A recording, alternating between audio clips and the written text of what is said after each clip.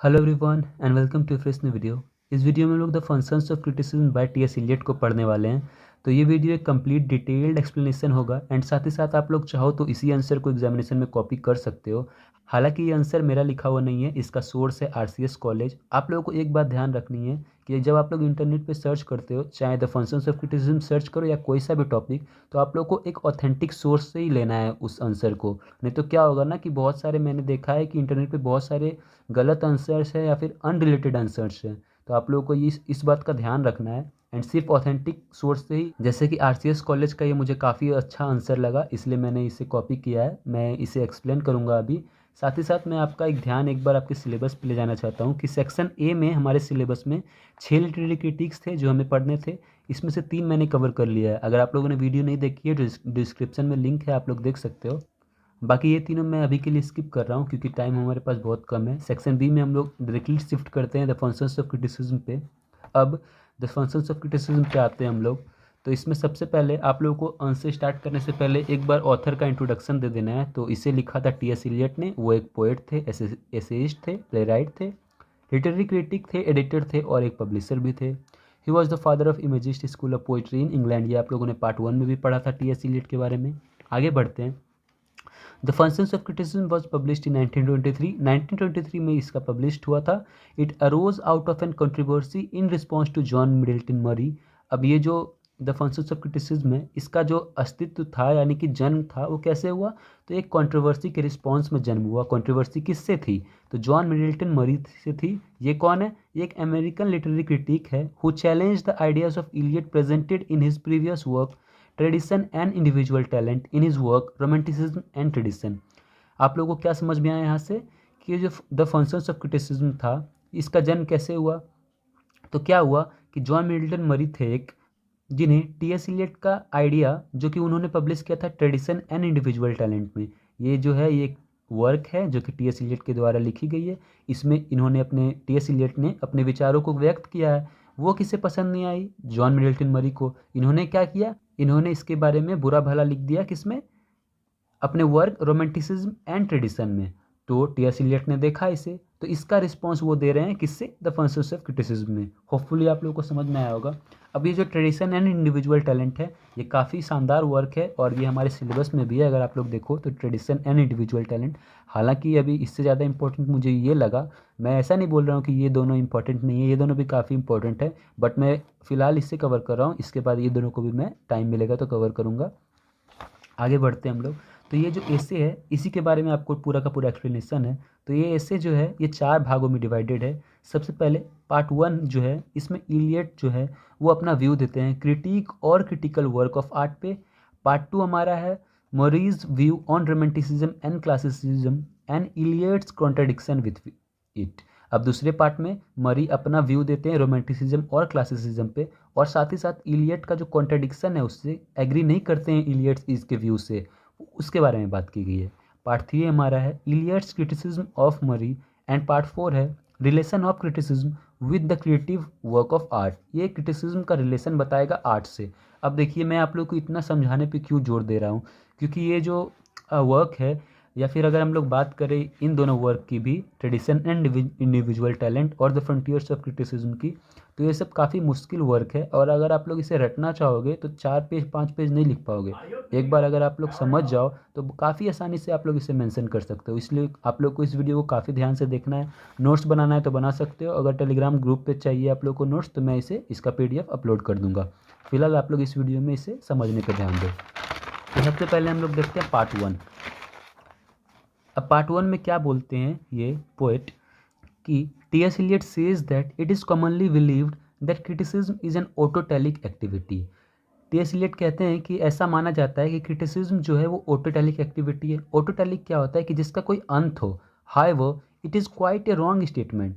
हालांकि ये काफ़ी गलत स्टेटमेंट है, because a creative work of art requires great effort and hard work. अब देखिए कैसे एक ऑटोटेलिक एक्टिविटी नहीं है, क्योंकि क्रिटिसिज्म जो है उसका खुद में कोई वो नहीं है। क्रिटिसिज्म तो अपना आर्ट पे क्रिटिसिज्म होता है ना। क्रिटिसिज्म मतलब जो भी अपना व्यू देते हैं क्रिटिक्स, तो वो तो आर्ट पे देते हैं, उसका खुद का कोई अस्तित्व नहीं है।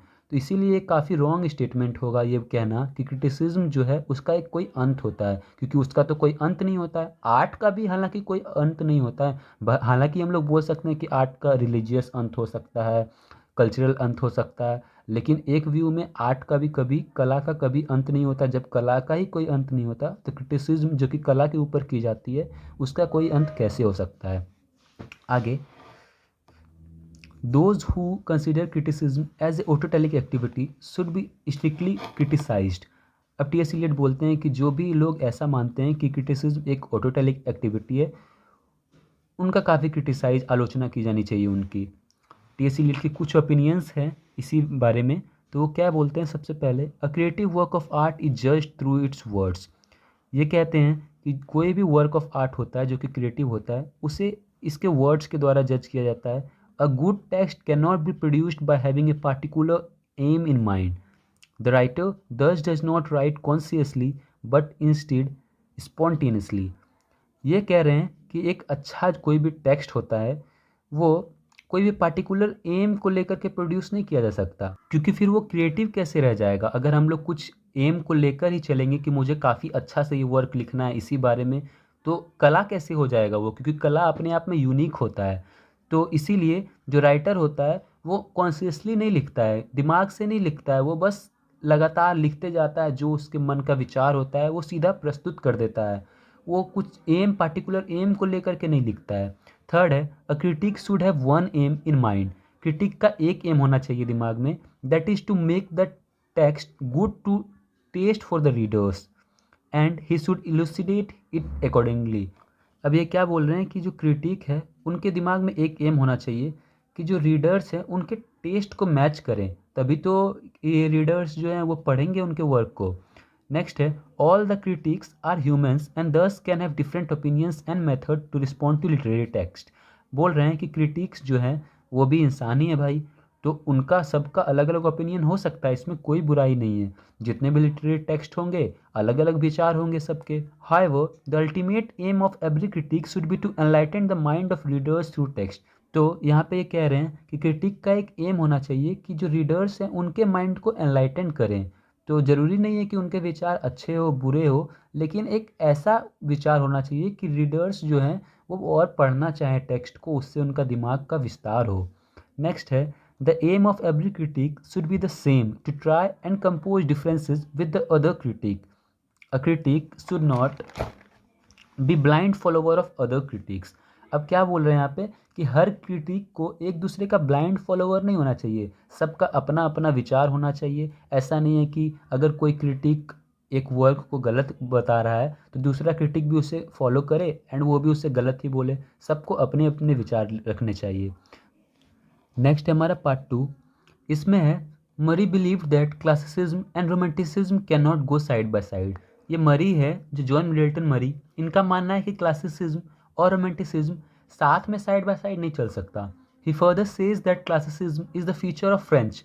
इनका मानना है कि जो क्लासिसिज्म है ये फ्रेंच का फीचर है और रोमांटिसिज्म इंग्लैंड का फीचर है, और क्योंकि ये इंग्लैंड से बिलोंग करते हैं इसीलिए इनके लिए रोमांटिसिज्म ज़्यादा इंपॉर्टेंट है। तो इलियट मरी के इसी विचार से नाखुश होकर क्रिटिसाइज करते हैं और वो कहते हैं कि he does not give significance to classicism. इनका मानना है कि ये जो क्लासिसिज्म को महत्व ही नहीं देते हैं, ये तो अपना रोमांटिसिज्म के बारे में ही बोलते जाते हैं बस। नेक्स्ट है, मरी believe that tradition and morality can को एग्जिस्ट साइमल्टेनियसली। अब जो ये मरी है इनका मानना है कि ट्रेडिशन यानी क्या, लिटरेचर प्लस रिलीजन और मोरालिटी एक साथ एग्जिस्ट कर सकता है। हालांकि टी एस इलियट इससे डिसएग्री करते हैं और उनका मानना है कि ये दोनों आपस में एक साथ नहीं चल सकते। नेक्स्ट पॉइंट है हमारा, मरी believes that A critic should hear and follow the natural instinct that he feels. मरी का मानना है कि क्रिटिक को अपना अंदर का जो इंस्टिंक्ट होता है, नेचुरल इंस्टिंक्ट, उसे सुनना चाहिए, अपना दिल की बात सुननी चाहिए, as it is correct for him. He suggest that rules are made to be broken. इनका मानना है कि रूल्स तो टूटने के लिए ही बना है, अपनी अंदर इनकी इनर वॉइस को सुनना चाहिए हमें। तो लेकिन यहाँ पे क्या दिक्कत है कि जब हम लोग अपने इनर वॉइस को सुनते हैं तो बाहर जो लोग जो भी बोलते हैं उसे हम लोग एक तरह से इग्नोर कर देते हैं। तो ऐसा ही फ्री प्ले जो है अपने मन की मर्जी से, ये क्या होता है, इमरजेंस ऑफ वायलेंस होता है। ये टी एस इलियट बोलते हैं कि यहीं पे तो गलती होती है अगर हम लोग बस अपनी मन की बात सुनेंगे और दूसरों की बात सुनेंगे ही नहीं तो। Thus, T.S. Eliot criticizes Murray's attitude for rejecting the dignity of others. अब इसीलिए टी.एस. इलियट मरी को क्रिटिसाइज करते हैं इनके इसी एटीट्यूड के लिए, क्योंकि ये क्या कर रहे हैं, दूसरों के सम्मान को रिजेक्ट कर रहे हैं। आखिर जो सामने वाला कुछ बोल रहा है तो उसका भी तो कोई मतलब है। बस ऐसा ना हो कि हम लोग बस अपने अंदर की बात सुने जा रहे हैं और सामने वाले के बारे में कुछ सोचे ही ना। नेक्स्ट पार्ट 3 है। पार्ट 3 में जो मरी है वो बिलीव करते हैं कि देयर एग्जिस्ट आउटसाइड ऑथोरिटी। इनका मानना है कि एक बाहरी शक्ति भी है which is spiritual and divine oppose to the inner voice. अब इनका मानना है कि एक अंदरूनी वॉइस होती है और एक स्पिरिचुअल शक्ति है जो कि बाहरी है। इनके हिसाब से जो बाहरी शक्ति है वो हमें राइट दिशा दिखाती है, सही दिशा दिखाती है। It is perfect and the inner voice must struggle to achieve perfection. तो इनका मानना है कि इसे जो अपने अंदर के इनर वॉइस को एक स्ट्रगल करना पड़ेगा ताकि उसे परफेक्शन मिले, उसे बाहरी शक्ति से लड़ना होगा। दस ही drawers A line between human desires and divine authority. यहाँ पे डिवाइन होगा, इसीलिए ये क्या करते हैं, एक लकीर खींच देते हैं कि ह्यूमन का जो डिज़ायर होता है वो अलग होता है और जो बाहरी शक्ति होती है वो अलग होती है। However T.S.. इलियट जो है ये क्या करते हैं, डिसएग्री करते हैं स्टेटमेंट से। तो इनके हिसाब से जो सर्च फॉर परफेक्शन होता है ये काफ़ी स्मॉल और पेटी थिंकिंग है, क्योंकि इससे हम लोग बाउंड हो जाते हैं कि हाँ कोई बाहरी शक्ति तो है, क्योंकि उसी से लड़के तो हम लोग परफेक्शन को हासिल कर सकते हैं, ऐसा मरी ने कहा था। तो इसी को क्रिटिसाइज कर रहे हैं ये। According to Eliot, the function of criticism is quest for some common principles for perfection of art. This function can only be served when the tradition of art is followed, which has been derived from the long experiences of ages. तो इनके हिसाब से ये जो function of criticism है ये खोज है सम कॉमन प्रिंसिपल्स, कुछ ऐसे कॉमन सिद्धांतों की जिससे कि हम लोग आर्ट में, कला में एक परफेक्शन हासिल कर सकते हैं। और ये जो है this function can only be serve when the tradition of art is followed. तो इनका मानना है कि जब कोई एक ट्रेडिशन काफ़ी लंबे समय तक फॉलो किया जाएगा तभी कुछ हम लोग ऐसा हासिल कर सकते हैं। ये बाहरी शक्ति से लड़ कर के अगर ऐसा हासिल करना चाहें तो ये इससे डिसएग्री करते हैं। नेक्स्ट अब हम लोग आते हैं पार्ट 4 में। तो पार्ट 4 में in the final and concluding part of the essay, तो इस फाइनल और लास्ट पार्ट एसे का, इसमें टी.एस. इलियट बोलते हैं कि कुछ लोग ऐसे होते हैं इंटेलेक्चुअली वीक पीपल होते हैं, जैसे कि आर्नल्ड और मरी, जो कि ऐसा मानते हैं कि क्रिटिसिज्म क्रिएटिव आर्ट से भी बेहतर है। हालांकि ऐसा है नहीं, क्योंकि क्रिटिसिज्म क्या है, ये तो आर्ट पे ही है ना, कला पे ही क्रिटिसिज्म। अगर कला ही नहीं होगा तो हम लोग किसकी आलोचना करेंगे या किसकी अच्छाई निकालेंगे। यही बात बोल रहे हैं टी.एस. इलियट कि ऑल आर्ट हैव क्रिएटिविटी। जैसा भी आर्ट हो सब में क्रिएटिविटी होती है, कला क्रिएटिविटी का ही नाम है। तो desire to produce something from creative imaginations which come. तो इनका मानना है कि जो सारे कला होती है वो सब क्रिएटिव डिज़ायर का ही नतीजा होती है। नेक्स्ट है a creative text can be produced only through criticism which includes analysis, evolution, construction of his work. तो इनका मानना है कि क्रिएटिव टेक्स्ट में क्रिटिसिज्म का अच्छा रोल तो होता है, लेकिन कब, जबकि ये क्रिटिसिज्म एक एनालिसिस या फिर इवोल्यूशन पे बेस्ड हो। ऐसे ही नहीं अगर कोई क्रिटिसाइज कर देता है तो उससे एक अच्छे आर्ट की उत्पत्ति होती है। नेक्स्ट है hence criticism and creative art coexist and go hand in hand. तो ये कहते हैं कि जो क्रिटिसिज्म है और जो कला है, क्रिएटिव आर्ट है, वो एक साथ चलती है, ये दोनों अपोजिट नहीं है। आगे है a critic as oppose to a writer analysis the creative text only then writes. जो क्रिटिक होता है वो राइटर से अलग होता है, क्योंकि ये क्या करता है कि जो टेक्स्ट को है अच्छे से एनालाइज करता है, उसके बाद ही लिखता है। Writer on the other hand क्या करता है कि उसके माइंड में जो थॉट्स आते हैं वो सीधा लिखते जाता है, वो कुछ एनालाइज नहीं करता है, कोई पार्टिकुलर एम लेके नहीं चलता है। नेक्स्ट है criticism is possible only if creative aspects are present, hence criticism itself is not creative. तो ये कहते हैं कि ये जो क्रिटिसिज्म है ये क्रिएटिव आर्ट की वजह से संभव हो पा रहा है। ऐसा बिल्कुल भी नहीं है कि ये जो क्रिएटिव आर्ट है इसकी वजह से क्रिटिसिज्म संभव हो पा रहा है ना। तो ये वाइस वर्सा नहीं हो सकता है। इसीलिए क्रिटिसिज्म जो है ये क्रिएटिव नहीं है, बल्कि क्रिटिसिज्म जो आर्ट का कर रहे हैं हम लोग वो क्रिएटिव है। Thus, Eliot here questions Arnold's preference for critique rather than writer. तो इसीलिए क्वेश्चन करते हैं कि बताओ आर्नल्ड तुम कैसे बोल रहे हो कि राइटर अच्छा होता है, जबकि ये क्रिटिक टी.एस. इलियट को काफ़ी भाता है, क्योंकि ये अच्छे से एनालाइज करता है एंड उसी की वजह से, उसके क्रिटिसिज्म की वजह से ही एक क्रिएटिव आर्ट जो है वो पॉसिबल हो पाता है। तो यहाँ पे हमारा एंड हो रहा है the functions of criticism. I hope कि आप लोगों को समझ में आया होगा, और अगर आप लोगों को कोई प्रॉब्लम हो तो आप लोग नीचे कमेंट बॉक्स में कमेंट कर सकते हो। मिलते हैं हम लोग नेक्स्ट वीडियो में। Till then, thank you so much for watching.